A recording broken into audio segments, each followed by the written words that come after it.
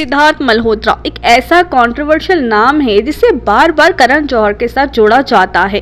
पहले सिद्धार्थ के बारे में बात करते हैं। सिद्धार्थ मल्होत्रा जो कि एक आउटसाइडर है, एक टाइम पे सिद्धार्थ मॉडल बनना चाहते थे, पर चीजें उतनी वर्क नहीं की उनके लिए। वो मॉडलिंग तो कर रहे थे, लेकिन जो नाम और पहचान उन्हें चाहिए थी वो उन्हें कभी नहीं मिला।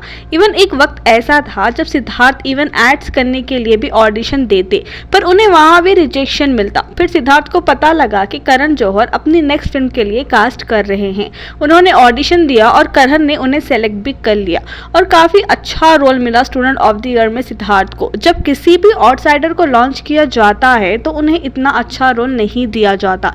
एक साइड रोल के लिए उस आउटसाइडर को फिल्म में रखा जाता है, पर सिद्ध के केस में उल्टा हुआ। 2 नेपो किड्स के साथ उन्हें लॉन्च किया गया, उसके बावजूद भी आलिया के ऑपोजिट सिद्धार्थ को लिया गया और वरुण को साइडलाइन किया गया मूवी में। फिर सिद्धार्थ की मूवी आई हंसी तो फंसी, जो कि फ्लॉप रही। सिद्धार्थ ने अब तक टोटल में 15 मूवीज की हैं, जिसमें से 7 मूवीज धर्मा प्रोडक्शन की थी। तो सिद्धार्थ पर इतना फेवर क्यों किया करण ने, जबकि करण सबके सामने ये बोलते आए हैं कि मैं नेपोटिज्म का पापा हूँ और ये मेरी मर्जी है, मैं लॉन्च करूंगा नेपो बेबीज को। आप सबने सुना ही होगा ये रूमर कि करण और सिद्धार्थ एक दूसरे को डेट कर चुके हैं। मुझे सिद्ध मल्होत्रा पे एक जमाने में बड़ा तरस आता था कि करण क्या कर रहे हैं, उनका फायदा उठा रहे हैं। लेकिन सिद्ध मल्होत्रा वाज वेरी स्मार्ट कि करण जौहर इतने प्यार में पड़ गए थे सिद्ध के, ये मैं भी जानती हूँ कि जब सिद्ध उनको धोखा देके निकला यूज करके उनके चुंगल से, तो करण जौहर बहुत टूट चुके थे। एंड एट दैट टाइम ना आईफोन की वो नहीं। और सिमी चंदोके जो कि जूम के साथ एसोसिएट थी, उन्होंने भी एक इंटरव्यू में ये बात कही है कि Karan Johar is obsessed with Siddharth Malhotra. और जब सिद्धार्थ ने करण को छोड़ दिया तो Karan was broken from inside.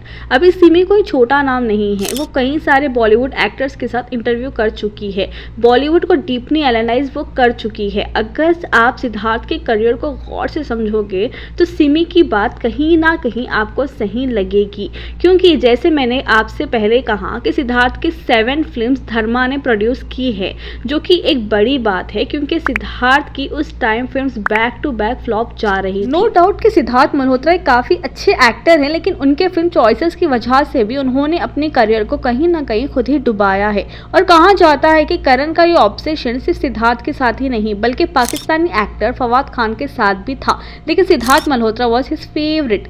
अब ये बात आती है कि अगर सिद्धार्थ एक गे है तो क्यारा क्या एक विक्टिम है सिद्धार्थ मल्होत्रा की, क्योंकि ये सब रूमर्स है कि सिद्धार्थ को गे का टैग ना मिले, इसलिए करण ने सिद्धार्थ और क्यारा की शादी करवाई ताकि लोगों के सामने क्यारा एंड सिद्ध एक कपल बनकर रहे और अंदर करण एंड सिद्धार्थ का रिलेशनशिप चलता रहे। और कहा जाता है कि क्यारा ने भी ये सब इसलिए किया क्योंकि क्यारा को बॉलीवुड में बने रहना है और वो काम उनके लिए करण कर सकते हैं। एक और भी रूमर उड़ाया जाता है क्योंकि क्यारा के अच्छे खासे कनेक्शन है बॉलीवुड में, इसलिए सिद्धार्थ ने क्यारा से शादी की ताकि वो रेलेवेंट रह सके, क्योंकि अब वो करण के पास वापस नहीं जाना चाहते। और अभी हम देख सकते हैं कि क्यारा प्रेग्नेंट है और ये सब रूमर्स गलत साबित हो चुके हैं। और ये भी कहा जाता है कि आलिया भट्ट एंड सिद्धार्थ कभी कोई रिलेशनशिप में थे ही नहीं। ये रूमर्स जानबूझकर उठाए गए थे कि सिद्धार्थ एंड आलिया डेट कर रहे हैं, क्योंकि असल बात ये थी कि सिद्धार्थ एंड करण एक दूसरे को डेट कर रहे थे। अब सवाल आता है कि इतना सब होने के बाद आज सिद्धार्थ मल्होत्रा हमें क्यों नहीं दिखाई देती? क्या उन्होंने बॉलीवुड छोड़ दिया है? तो वेल ऐसा नहीं है, ये साल शायद सिद्धार्थ की अपनी कोई नई मूवी आने वाली है। अब ये आखिरी सवाल बचता है कि क्या सिद्धार्थ एक हिट एक्टर है या नहीं, ये मुझे आप बताना। Thanks for watching.